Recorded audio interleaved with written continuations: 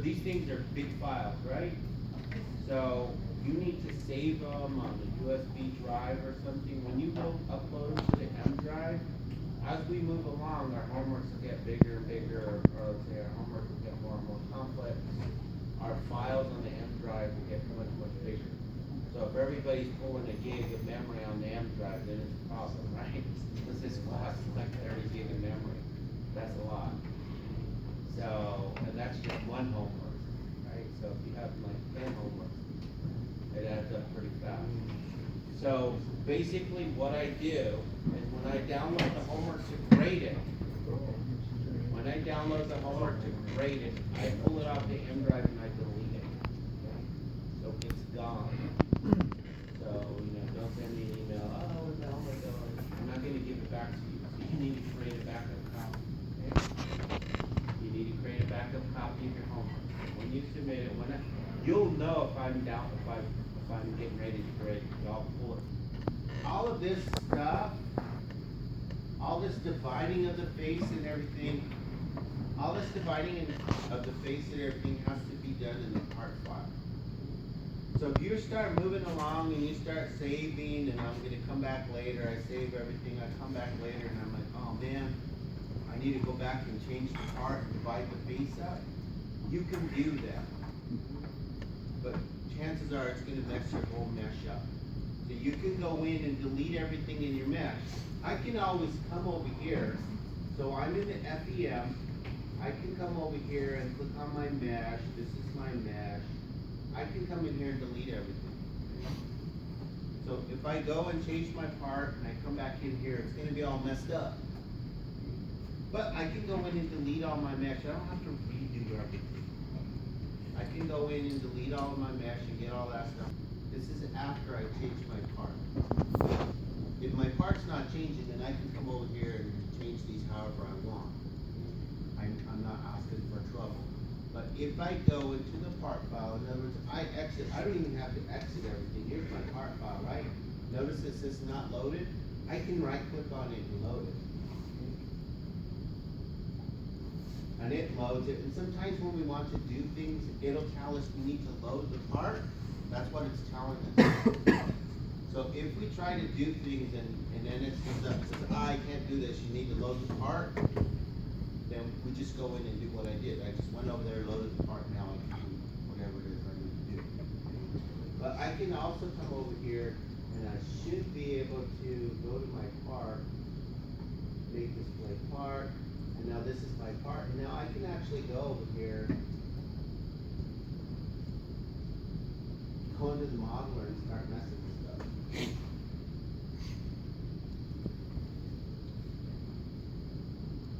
So I can go in and start changing it, and then I can go back. But my mesh, if I change something, my mesh is gonna bark at me. It's gonna have a problem. So I'm telling you, the easiest thing and the best thing to do is to delete all your mesh and then remesh it. Because if you don't do that, you're asking for problems. Or you're asking for trouble. So I should be able to go back to my sim and my FEM. So it's kind of cool. When you're actually designing something and making something, this is really cool. Because you can make it and you can change something. Oh, I don't like the forces. And you can go back, and if it's just a simple change, like changing a dimension or something, you change the dimension and it'll remesh everything and you just have to solve it again. Really slick, really fast. Okay? And that's what this is intended to do. That's what this is intended to do. So it's quite nice. That's why you don't want to change part files and everything, or go in and right click on the file and rename it, because it's keeping track of everything. So if we're going to rename, we have to do it from within inside of NX. Alright, so now I've got my part, I've got it meshed. I'm going to go ahead and look at my results. And then this one I did both of them, you don't have to do this. This is actually pretty cool.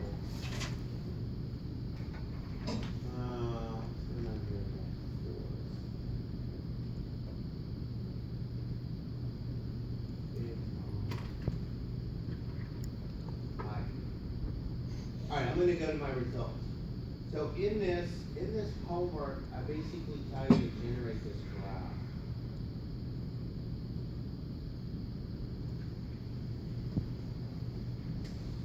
So in this homework, we're going to do it two ways. One, we're going to do the whole plate, and then we're going to do a quarter of the plate. I'm telling you to do two models. So what you can do is do your part file. Do your part file, save it as case 1, for example. Then go mesh it and everything. Then close everything, go back, not exit, just close out everything. And then go back, open up your part, and do a save as. Save as case 2, for example. And then delete all of the faces except for that 1/4 face, right? And then go back. And then redo it, whatever. That way you don't have to redraw or anything. Alright, so in here, basically we have this created graph of stress in the horizontal direction versus the vertical component of the node along the red line shown above. So basically, the fact that we want information along this line, you're going to have to cut it, right?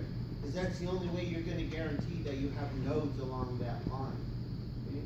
Is that you're going to have to physically cut your part. Okay? I'm going to have to partition it. I'm going to have to do something. Okay? I need to put this there.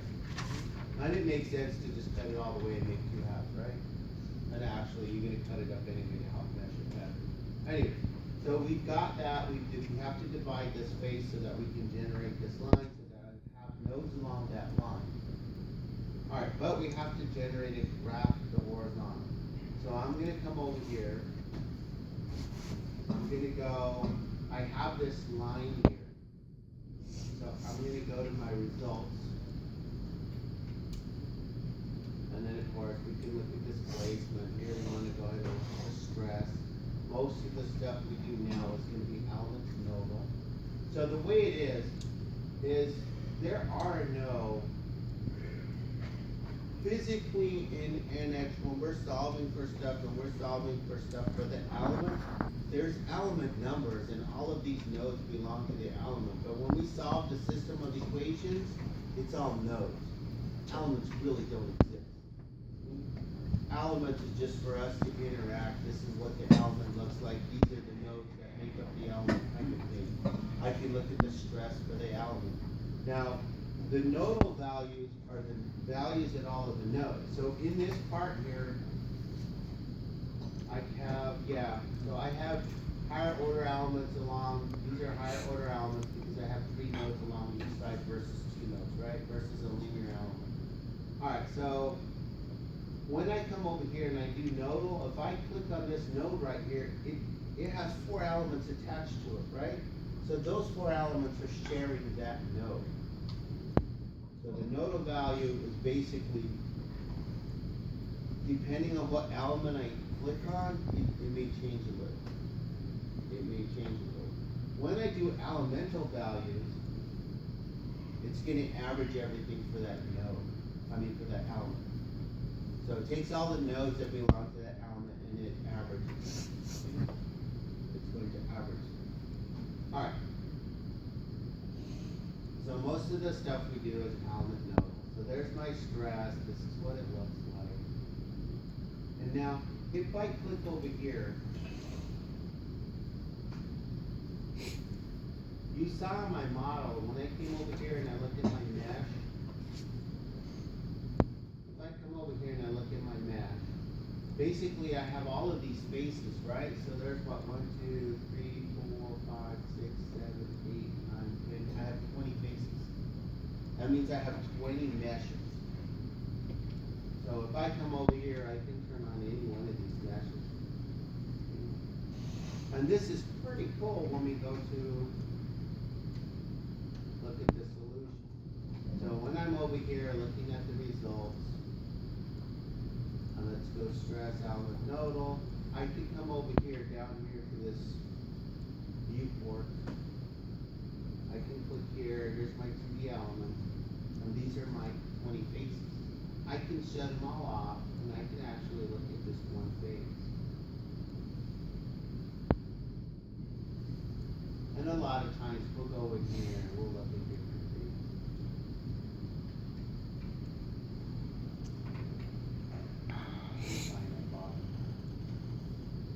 And this where it makes sense. When we have complex stuff, we actually give them names.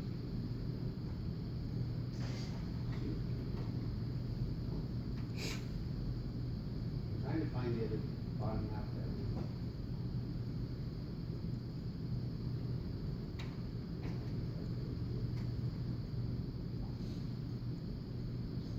Alright, so there's my reading. I can do all kinds of cool stuff. Look at it. And this scale over here changes first, depending on what I'm looking at.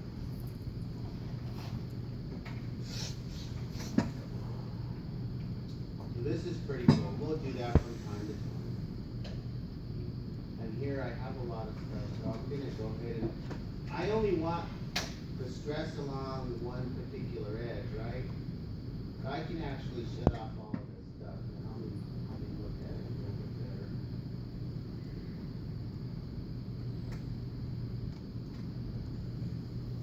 Oh, that's good enough. I just have easy access to that edge. That's all I'm looking for. That's the edge where I want all the output for, right? Alright, so now that I have this, I can come over here and I can click on this identify results. I click over here, it says pick from model. Later on we'll learn how to make groups. So if I know I want output for along a particular line, I'll take all of those nodes and put it in a group. And then it's real easy for me to look at the results of that group. So here, it says pick from model, I come over here, mark value, single value, in a box. Because I'm looking at elemental stress, it's gonna automatically, that's what it's gonna pick. Alright, so pick from model, I can do single value, I can do a box, and I can come over here, and I can create this box. And of course I have to be careful how I create it. Because down here I have small elements, so it's possible for me to get this other node here if I'm not careful. So I pick all of my elements and there they are. Oops, I missed it. Did I pick them all? Where is it? The box.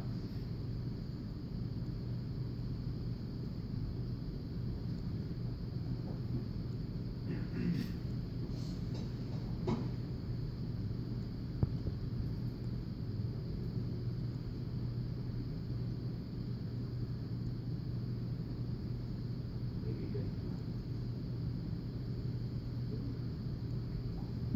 Now it's a little bit more hard to difficult. That should have worked though, so I'm not sure what's going on. It'll be-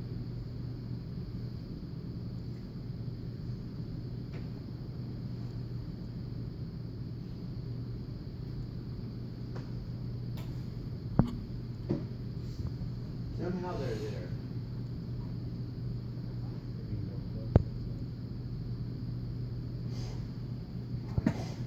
That is really weird. That's not a very good box.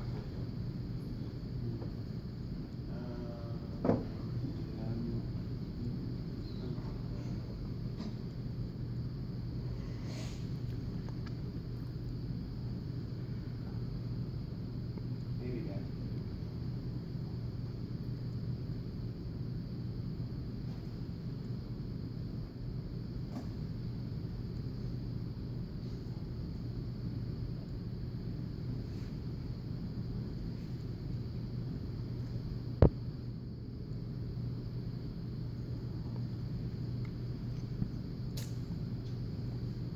Oh, let's just do that, right?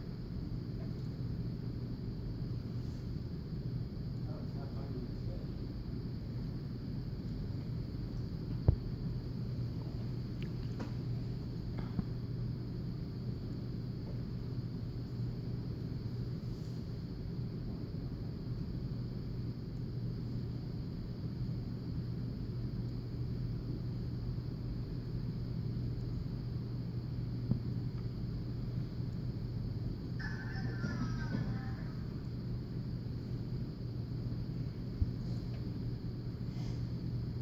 There, that's good.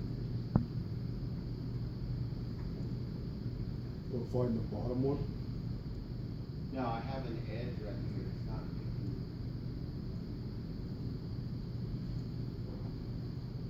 I really think it's just the graphics. Yeah, I think so too. The average when you pick that with the box seems right. Does all this, does all that, does all the algorithm, it's not doing anything here.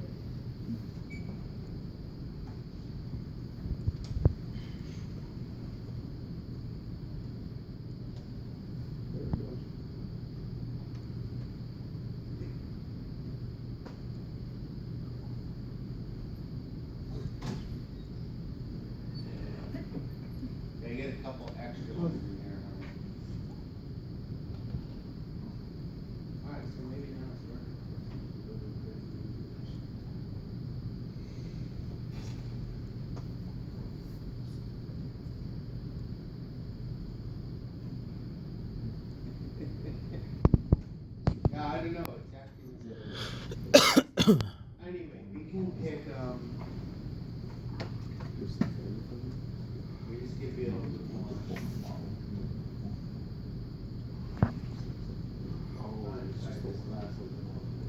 This wouldn't work either.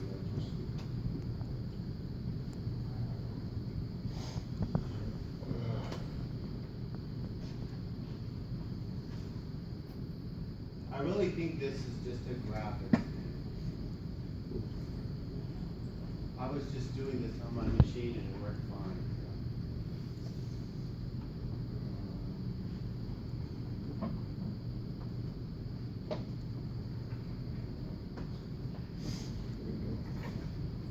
Easy enough, right? Okay. That's what I'm saying. I think it's just a graphic. Alright, I have all my notes. So we can do cool things like I can click here and I can go ahead and click on this. It'll create the spreadsheet for me. A nice Excel spreadsheet, and I can go in and use something like, so here's my spreadsheet. It's an Excel file, CSV, comma separated variables or values. And it gives me all this cool stuff, and I can, you know, look at my values here. So these are all my stress values. Normally that's how I do it. I can also do this.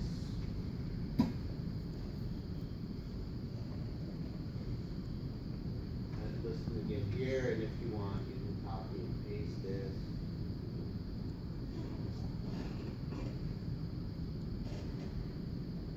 Oh, there's your text file.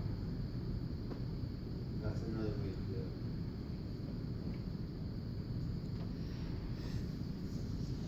Alright, so you can save those and you can use something like MATLAB to plot it. Or, we can come in here and we can go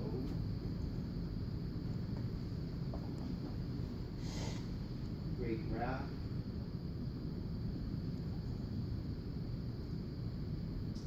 So it comes in and of course, this is what I'm looking at, so this is what it's gonna print. It's gonna print von Mises. Alright, so I'm coming in here along path, stress element, nodal, ID. So along my x-axis, I told you to use the coordinate value, right? So in this case, the vertical for mine is z, right? So I want to use the z component. And then here it always wants me to select this, but I usually just click here. And I want to use the global, so I hit OK and then this goes away. Then I'm going to come down here, so that's for the x-axis. For the vertical axis, this is where I want the values. So I'm going to come over here. I'm going to do box all or feature lock edge. There it is. And now I can go ahead and hit OK. And now it's this little thing. Anytime you see this, it's asking me, all right, where do you want to put it? I'm going to put it right there. There's my graph. That's a graph of the stress along that vertical line. Alright, so now that I have this graph, this is what I want you to do for the homework. Create this graph and then come over here and you should be able to do this capture image. And then it'll come over here, JPEG, and then you just go to the folder where you want the JPEG. So in your homework folder, when you submit homework 3, you just need to put that JPEG file in the homework. You'll have a JPEG file for case 1 and a JPEG file for case 2. You don't need the model or the sim file or anything? Well, yeah, I want all That too, okay. So here I'm asking you to create a graph. So it's not, even though I created the graph, even though I created this graph and it's right here, as soon as I go file, save all, and I exit, when I come back, it'll be gone. Or at least that's how it was the last time. I don't know if there are any new updates that keep it, but it's always, it's never really, they let you graph it, but it never really saved it. And this did something different.